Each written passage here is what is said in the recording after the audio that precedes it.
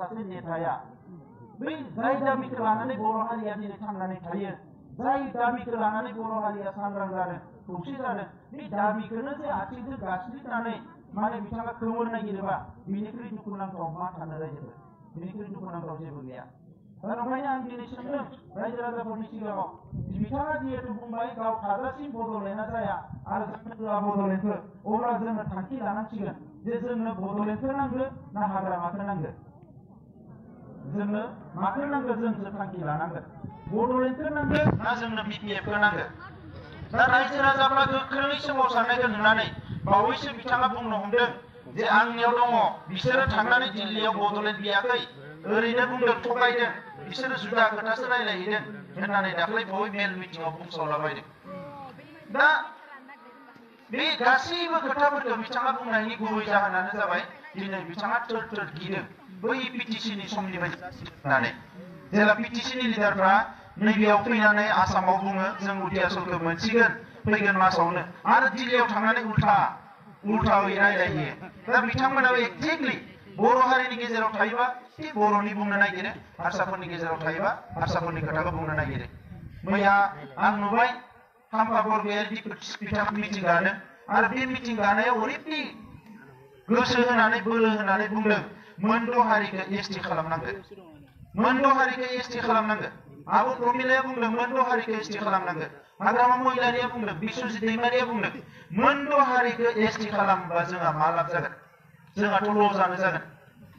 दिनै जिखिनि साख्रि बाख्रिखौ जों मोनदोंमोन, बे जौगानाय आहम बायदि जाथिया गोबां जौगानाय हारिफोरा जुदि एसटि जानांगौबा जोंनि बे मिलिटारि सिआरपि साख्रि मोननायाबो बन्द जागोन, थार्ड ग्रेड फर्थ ग्रेड साख्रि मोननायाबो बन्द जागोन।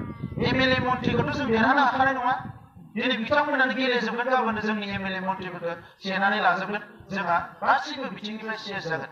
दा बेखौनो आङो दुखु मोनदों जे आब' प्रमिलाखौथ' जों बयबो मान होयो, मन्थ्रि जाबाय, बिथाङा 6 बार एमएलए जाबाय, गोबां खोथाखौ बुजिनांसिगौ। दिनै गावहा गासैखौबो मोनजोबनानै सासे सोमावसारग्रा बर' आइजो होननानैनो अननानै बर'फ्रा 6 बार एमएलए बानायबाय, रावखौबो बानायाखै, आब' प्रमिलाखौ बानायबाय।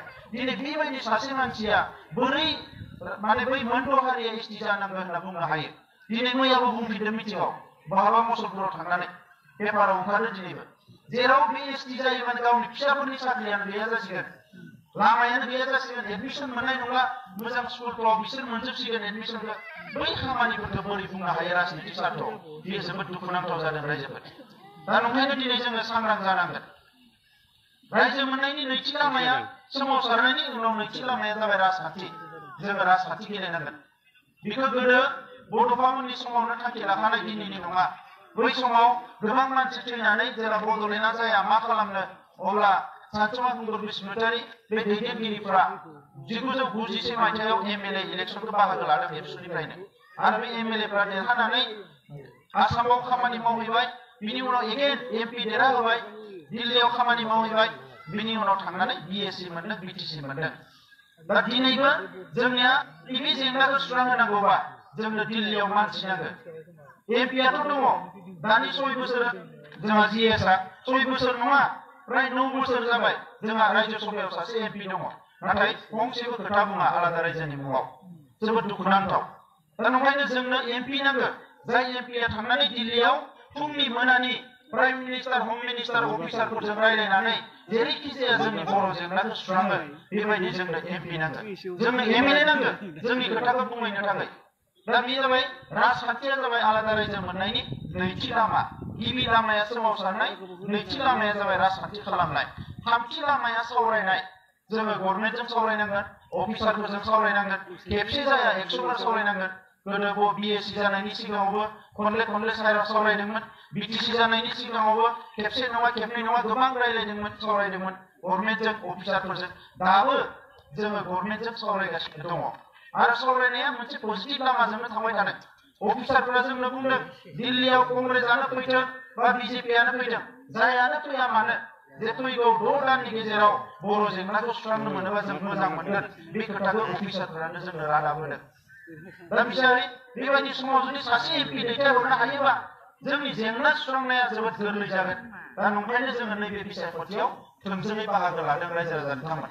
दा नंखायनो BPF नो MLA नाङा बिथांमोननो MP नाङा फैसा बिनोलाय मानो MP नांगौ हाग्रामायानो बिखायो फैसाखौ बिथांमोननि MP देरहालाङोबा फैसा बिनायल' खामानि मावहैगोन नाथाय जोंनि MP देरहालाङोबा जोंनि हास्थायनाय लुबैनाय गांनाय उखैनाय जायनि थाखाय रोजा रोजा सुबुङा जिउ गारबाय आलादा रायजोनि जेंनाखौ सुस्रांनो थाखाय जोंनि MPआ खामानि मावगोन मोनद' हारिनि ST जानायखौ होबथानो थाखाय जोंनि MPआ खामानि मावगोन दाख्लैबावै MP नङाबाबो उर्खाव गोरा ब्रह्म जों थांनानै दिल्लीयाव गोबां MPफोरखौ गुबुन स्टेटनि MPफोरखौ लोगो हमनानै बेखौ होबथानो थाखाय जों खामानि मावहैदों आरो जों जाफुंसार जादों रायजोफोर बिथांमोना बिनानै मोनाखै जों नाथाय होबथानानै नोंथांमोनाबो खालामबाय गोबां बायदिसिना रेलि खालामबाय आन्दलन खालामबाय उनाव जों होबथानायाव साक्सेस जादों जों दा बेखौनो जों मावनो थाखाय जोंनो MP नांगोन दा बेनिखायनो रायजोफोर सोलायनायखौ बयबो लुबैदों बर'आल' नङा गुबुन हारियाबो लुबैदों दिनै बिथांमोननि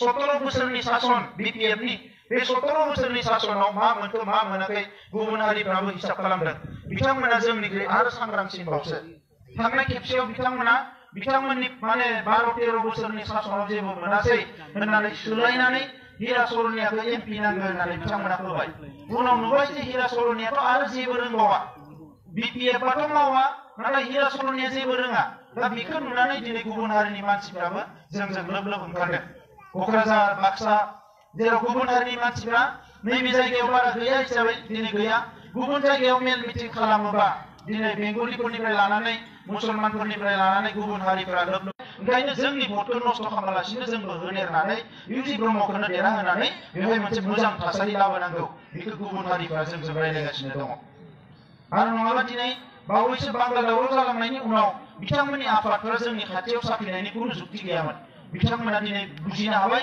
सोरजों थाफायोबा मोजां सोलायनायखौ मोनगोन आरो सोरजों थाफायोबा मोजां सोलायनायखौ मोननाय नङा बे खोथाफोरखौ बिथांमोना बुजिबाय दा बेनिखायनो गोनो गोथो जानाङा मानगोनां रायजोफोर आंनि सायाव गोबां खोथा बुंदों बिथाङा आंनि सायाव ओरैबायदि खोथा बुंदों माने जेबोखौनो गाराखै आंनि सायाव बुंदों दा आंथ' बेखौ जेबो सानाखै आं नुवाखैबो आंनियानो खोथा आं जेबो नुवा बड'लेण्डखौल' नुहुरबाय थायो आंनि नोजोराव ओंखायनो सोर रायदों सोर मादों सोर बखिदों बेजों आंहा बारा लोब्बा गैया आरो आंनि गांनाय उखैनायाबो पार्सनेला आंहा बारा स्ट्रं नङा ओंखामा मोनजाबानो जाबाय दैया मोनलोंबानो जाबाय बिनिख्रुइ बारा माबा आङो लुबैग्रा हास्थायग्रा मानसि नङा ओंखायनो बिथांमोननि बुंनायाव आंहा एसेबो जेबो नांजाया दा थेवबो जिखिनि खोथाखौ बुंदों बेवहाय आंहा माखासे बुंनांगौ दङ बिथाङा बुंबाय थादों जे एबसुआ जाथिखौ फानबाय दिनै बिजनि ओनसोलाव नायदों नोंथांमोना माबा माबि दावराव दावसि जायोबा सोर गसंग्रोयो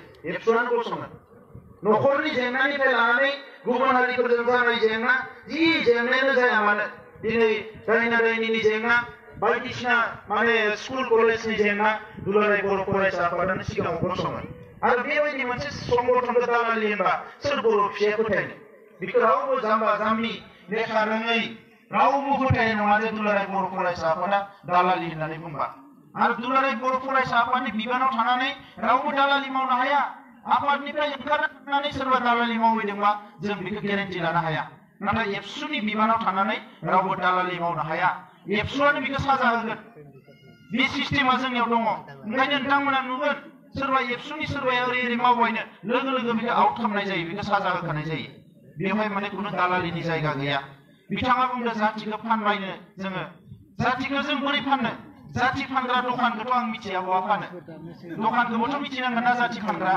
बाजारखौबो मिथिनांगोन दा गावहा आगोलाव फानखांबाय खोमा मानोना गोदो गोदायनिफ्रायनो बिथाङा